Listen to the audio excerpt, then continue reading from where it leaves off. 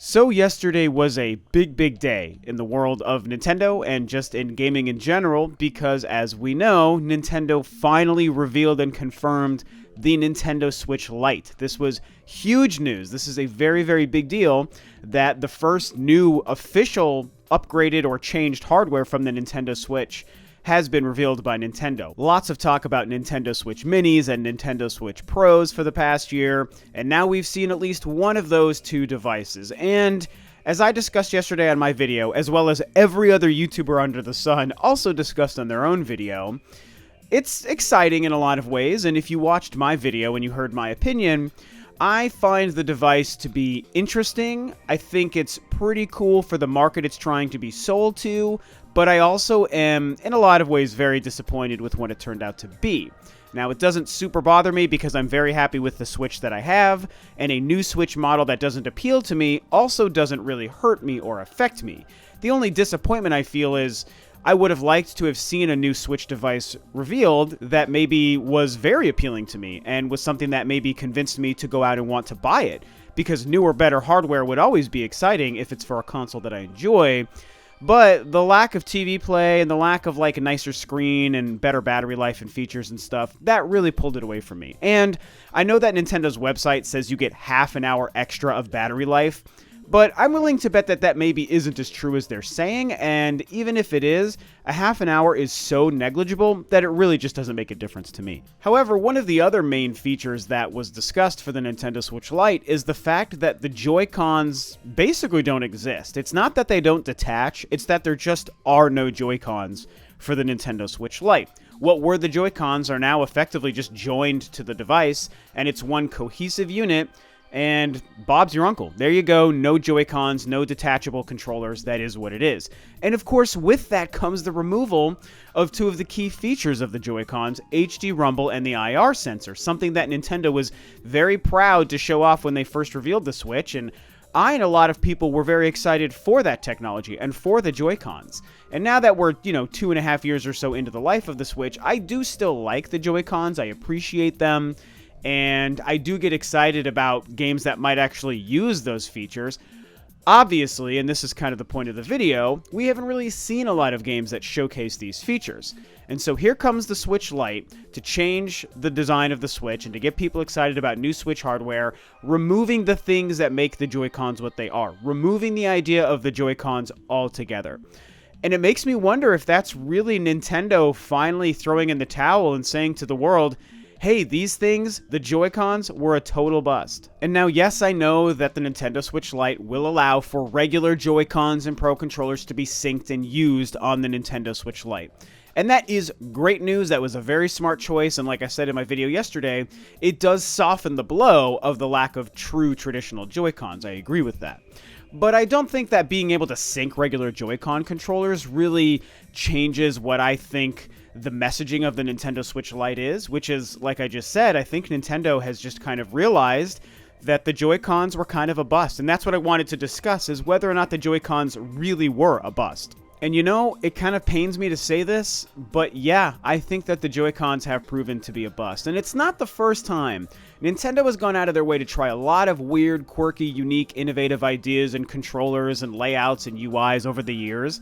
And I've pretty much loved almost all of them, but as far as how they've been utilized or accepted by the gaming public or even developers, a lot of times those things aren't as widely used. I mean, the Wii Remote is one of the unique cases where I think it was widely accepted by developers, but also wasn't used properly and was also ignored quite often, so that I don't really know how to count that one. It's kind of like half and half, because obviously the console was insanely successful and everyone and their mother had one. And there were, like I said, a lot of games that used the Wii Remotes, in a lot of cases simply because they had to use the Wii Remote. But the Wii Remote also devolved more and more into just waggly stuff that really wasn't immersive or cool. There were some great games, some great Nintendo games that used the Wii Remote, a couple of great third-party games. I think of like Zack and Wiki and Silent Hill Shattered Memories, No More Heroes. These are games that used it in unique, good ways, but so many other games were just start shaking both of your hands left and right really fast, and now you're doing whatever the game is asking you to do. you know? And it's like, yeah, that really didn't truly deliver. And so in a weird way, it almost did start to get more and more forgotten as the years went on. You get into the Wii remotes and the game pads and all these different things. You get your Miiverses, just all sorts of stuff. As far as the Joy-Cons go, as somebody who was always excited for the prospect of the motion control gaming, the IR sensor stuff, the HD rumble, I have been feeling the fact that the Joy-Cons haven't really been delivering for a while, obviously. I'm sure most of us have. But until the Nintendo Switch Lite, I think I was always holding on to hope that eventually we might start to see a game or a couple of games from Nintendo or other companies that actually do use these things to finally show the world, hey, these are some of the cool things you can do with the Joy-Cons that isn't 1-2 Switch, right? I kept thinking and waiting and hoping something would happen. I've said many times, I still kind of hope that Metroid Prime 4 is a great showcase for these abilities, but I also believe that Metroid Prime 4 will be probably cross-generational, so I don't know if that means they would drop the Joy-Con usage the way Breath of the Wild dropped the gamepad usage for that same reason. But now that we have the Nintendo Switch Lite, I feel like it's kind of shown me that that's not going to happen. We're not going to see this amazing breakthrough game come out in the next couple of years that just uses the Joy-Cons in the most incredible way that you have to have them. I think that Nintendo is really done trying to push forward the idea. And not just because of the Switch Lite. I feel like Nintendo has probably already made that decision internally, but the decision to do with the Switch Lite what they're doing shows me that they're really willing to take that next step by releasing a device that doesn't even come with the darn things. And it's also tricky because, I mean, if you asked me what kind of cool gameplay features should be taking advantage of HD Rumble and IR sensors and all that stuff, I don't necessarily know, man. I don't design games. I mean, I could probably think of a couple of ideas, but it's hard to say, you know. When I think about Metroid Prime 4, something that I really liked the idea of is when she switches her beam from like one to another. The way the effect has been done in previous games is you get this sort of like electric glow effect that travels up and down her arm cannon as it then quickly shifts into the other beam or into like its missile function, stuff like that. And imagine if that effect was emulated with HD Rumble in your Joy-Con so that the effect of it like vibrated and ran up and down the inside of your palm as you're holding the Joy-Con and then made this shaking thing as it changed from one beam to another to missiles or whatever. And it's like, it's only a very small kind of goofy thing, but it's so tactile, and I think it would be very immersive and be very cool. And I could also see, you know, kind of like HD Rumble or IR sensor-centric puzzles in that game that could take advantage of that stuff in ways that is hard for me to imagine because, again, I don't make video games. But I feel like there's something there, right? I mean, think of all the different stuff with the Wii Remote and the Nunchuck that Metroid Prime 3 took advantage of as far as opening doors and turning levers. And you grab a thing, you twist your wrist, you pull it out, you twist it again, you push it back in, you move things with you're pulling shields off of enemies with the nunchuck. I mean, those were the kinds of things that you really wouldn't have thought of until Retro put that into that game, and suddenly it made sense. It's like, oh, this is the perfect way to use a Wii Remote nunchuck for a Metroid Prime first-person game. This makes so much sense.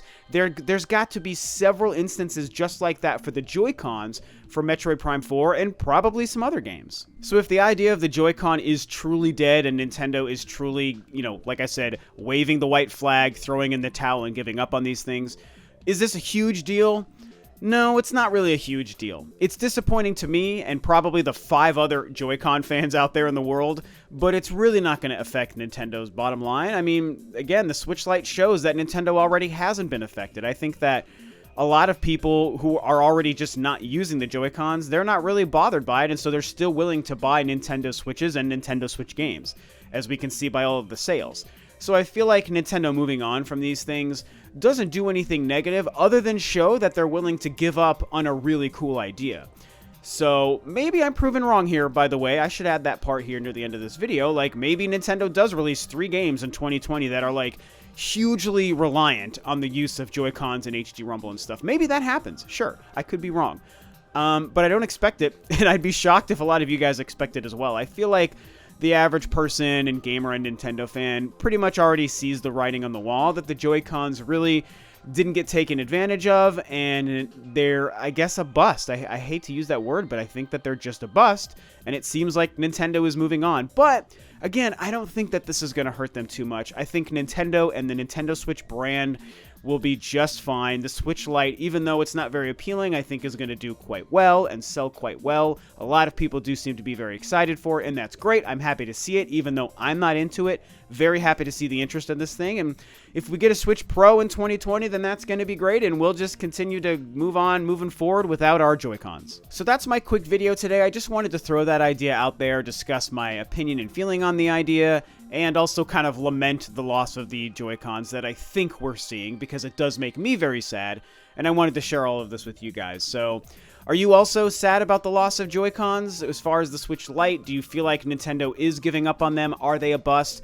Or do you think that they're not a bust and maybe we still have a chance at seeing some games come out in the future that take advantage of them? But how does the Nintendo Switch Lite then factor in to the success or not success of the Joy-Cons, you know? I want to hear what you guys think and how you perceive this whole situation. I'm very curious about that. So, yeah, with that, this video is a wrap. Thanks, of course, as always, for tuning in, guys. This is Rob of Ro2R, and I'll catch you next time on another video.